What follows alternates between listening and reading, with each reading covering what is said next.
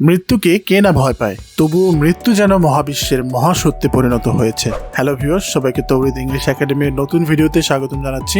আজকের ভিডিওতে এমন কিছু বাক্য শেখাতে যাচ্ছি যেগুলো ব্যবহার করে আমরা কারো মৃত্যু সংবাদ দিতে পারি। শিখতে চাইলে শেষ পর্যন্ত দেখতে থাকুন, আর আমার চ্যানেলে নতুন হয়ে থাকলে অবশ্যই পেজটি লাইক এবং ফলো করবেন। নাম্বার 1 আমরা বলি হচ্ছে he has died. He has died, সে মারা গিয়েছে। খুবই সাধারণ একটি বাক্য মৃত্যু সংবাদ দেওয়ার জন্য।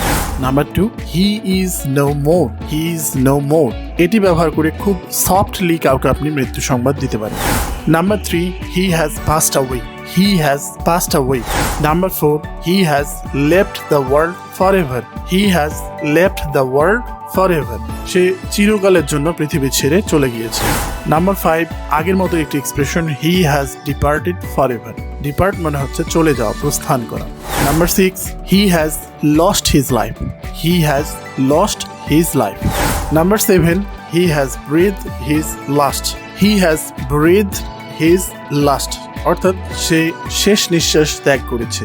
Number 8 he took his last breath. He took his last breath. এবারে কিছু ইডিওম্যাটিক এক্সপ্রেশনস দেখবো আমরা, যেগুলো ব্যবহার করে মৃত্যু সংবাদ দেওয়া যায়।